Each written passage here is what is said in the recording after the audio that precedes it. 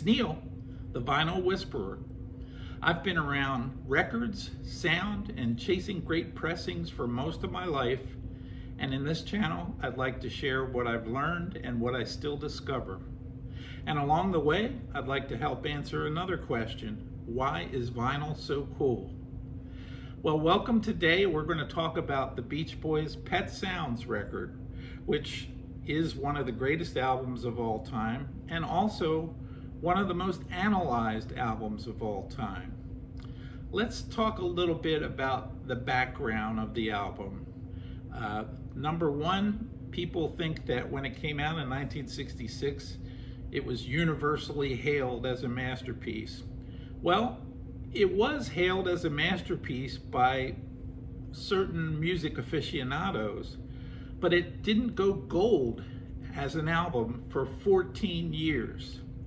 And it did eventually pick up momentum that has pretty much close to an explosion in terms of how strong the demand is for that album on vinyl and in other formats, and really developing into a cottage industry. Actually, there are so many things that you can collect related to Pet Sounds. You can get box sets, you can get hats, you can get t-shirts, you can get DVD documentaries, the list goes on and on. But for vinyl collectors, there are really only two swim lanes for Pet Sounds. The first lane is something that I would describe as, I've got to get my hands on the first pressing of Pet Sounds from 1966 in mono that came out of the Scranton, Pennsylvania pressing plant. And the other lane is, I've got to get my hands on the best sounding copy of Pet Sounds on vinyl. Well, we'll talk about both of those lanes.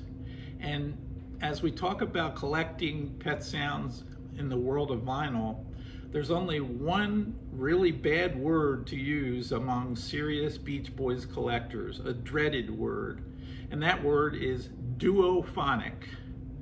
Duophonic was an attempt by Capitol Records to electronically reprocess all of its many mono masters from great artists, including the Beach Boys, the Beatles, Frank Sinatra, etc., and turn those mono recordings into something resembling stereo. In other words, it was fake stereo. It's not something that sounds good, and don't go there, especially with Pet Sounds.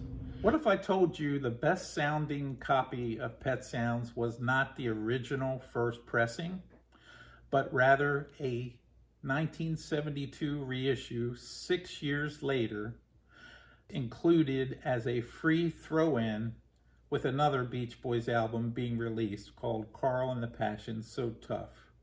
The irony here is that this Pet Sounds pressing came from better source material than the original that was pushed out in 1966.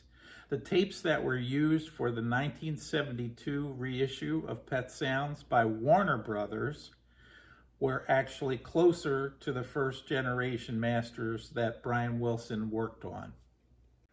So, how does it sound? Let's get something clarified up front here. This is not a stereo recording.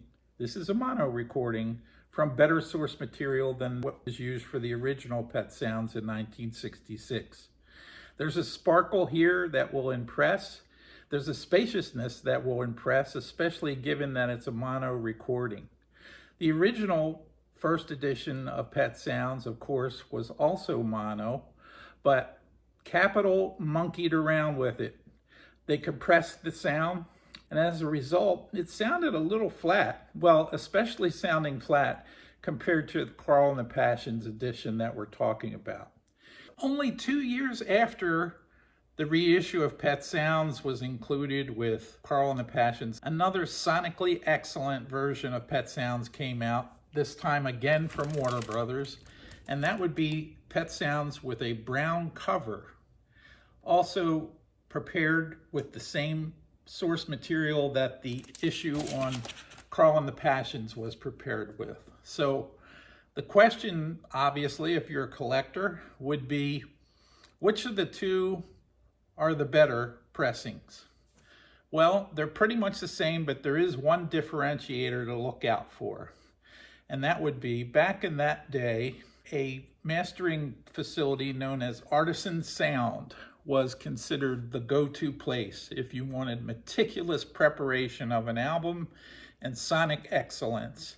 So Artisan Sound had a hand in both of those releases, but in some cases they were not involved. For example, I have a copy of the Crawl and the Passions release that we've talked about that was not pressed at Artisan Sound. And then I have a copy of the brown cover edition, which was pressed at Artisan Sound. You can tell if you have that magical Artisan Sound stamp of approval by looking in the dead wax, as you'll see in this graphic, and you will see their little logo, which was basically a drum with a little bit of a drumstick hitting it. That verifies that you have the Artisan Sound mastering on your copy, and that also verifies that you probably have the best sounding copy of Pet Sounds.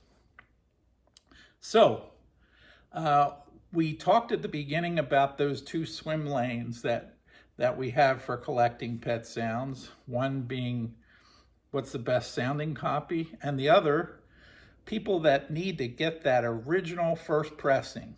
And that involved a string of check boxes that you had to look at, and that would include the fact that it needed to be mono, it needed to be code number T2458 from Capitol, and also it needed to come from Scranton, Pennsylvania pressing plant.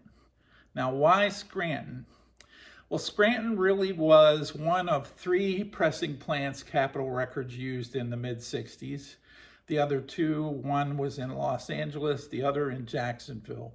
But Scranton tended to get those master tapes first before the others, and they tended to get their copies out in the stores quicker than those other 2 plants. So the real fanatics that want a true 100% first pressing are always looking for that Scranton on their albums, and the way that you can tell that is a couple ways. Number one, on the back cover in the lower right-hand corner, you'll see a very small number 3, which will indicate that it was from Scranton. But another way is to look in the dead wax, and you will see a triangle that says IAM, which was an abbreviation for International Association of Machinists.